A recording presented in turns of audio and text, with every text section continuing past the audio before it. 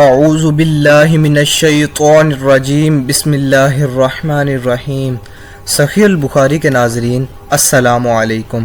تو کیسے ہیں آپ سبھی؟ امید کرتا ہوں کہ آپ سب خیریت سے ہوں گے۔ تو دوستو، آپ میں زیادہ تر لوگ انٹرنیٹ تو یوز کرتے ہی ہوں گے، تو اس کے ساتھ آپ کو یہ بات بھی پتہ ہوگی کہ کیسے غلط احادیث بنا کر لوگوں کو گمراہ کیا جاتا ہے۔ تو ناظرین، میں جو حدیث آپ سے شیئر کرنے جا رہا ہوں وہ میں نے کسی عالم دین سے نہیں سیکھی، بلکہ وہ حضرت امام بخاری رحمۃ اللہ علیہ کی عظیم کتاب صحیح بخاری سے لی گئی ہیں۔ صحیح بخاری کی حدیث نمبر 121 حضرت جریر بن عبداللہ رضی اللہ تعالی عنہ سے روایت ہے کہ نبی صلی اللہ علیہ وآلہ وسلم نے حجۃ الوداع کے موقع پر ان لوگوں سے فرمایا، لوگوں کو خاموش کراؤ۔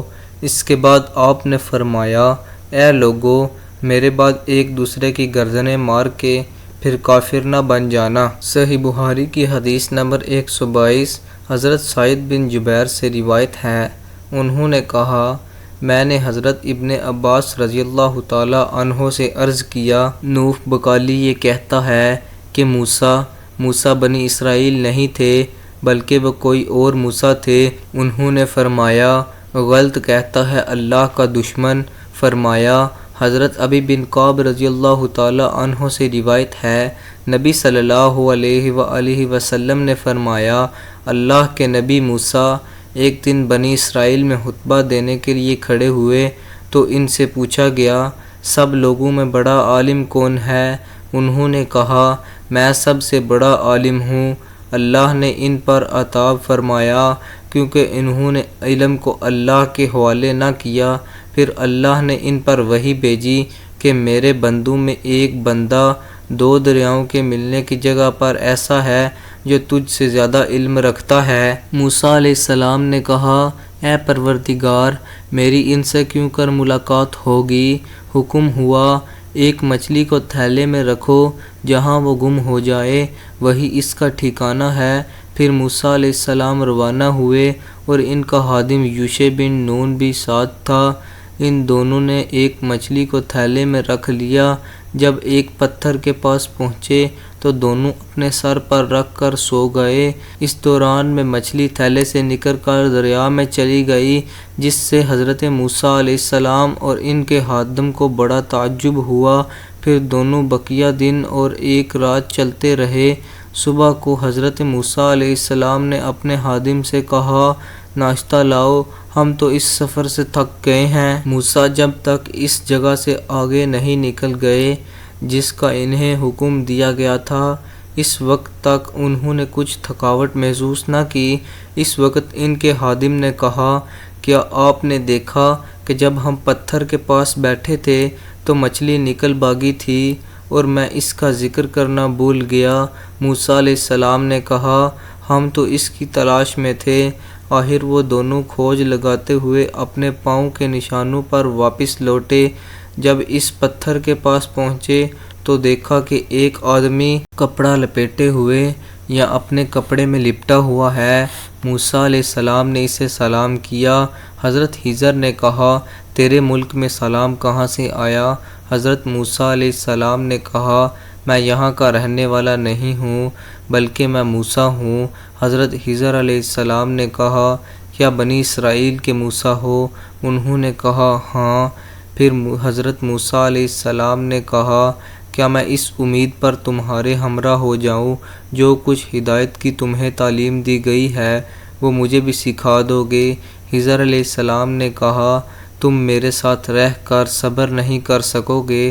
موسیٰ، بات دراصل یہ ہے کہ اللہ تعالیٰ نے ایک قسم کا علم مجھے دیا ہے جو تمہارے پاس نہیں ہے، اور تم کو ایک قسم کا علم دیا ہے جو میرے پاس نہیں ہے۔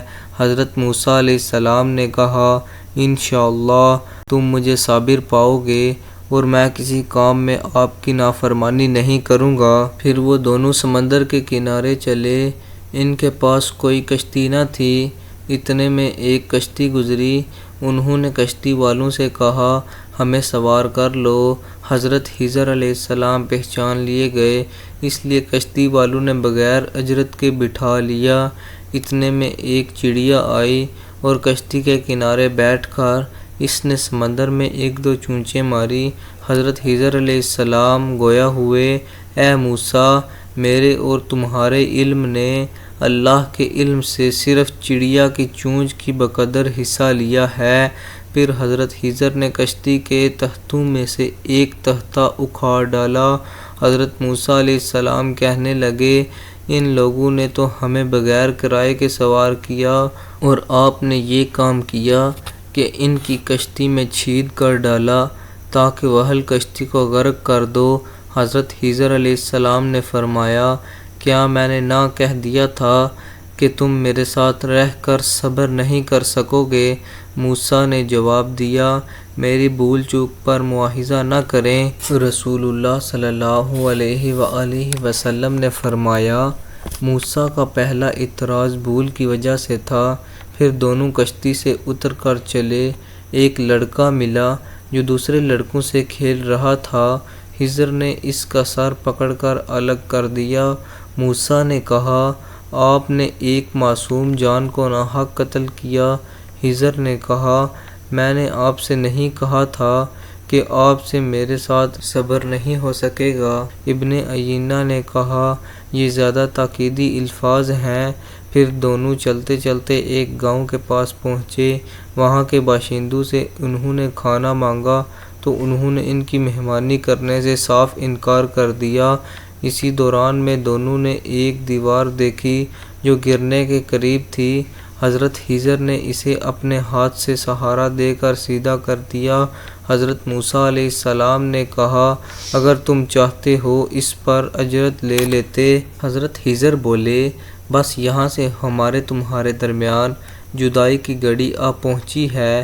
نبی صلی اللہ علیہ وآلہ وسلم نے فرمایا، اللہ تعالیٰ موسیٰ علیہ السلام پر رحم فرمائے۔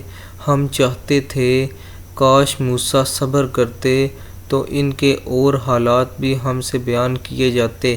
تو دوستو، امید کرتا ہوں کہ آپ نے ان احادیث سے بہت زیادہ فائدہ اور علم حاصل کیا ہوگا، اور اگر آپ ان مزید احادیث سے فائدہ اور علم حاصل کرنا چاہتے ہیں تو ہمارے چینل صحیح البخاری کو سبسکرائب کیجئے اور بیل آئیکن کو کلک کیجئے تاکہ ہر ویڈیو کے نوٹیفیکیشن آپ تک آسانی سے پہنچ سکیں۔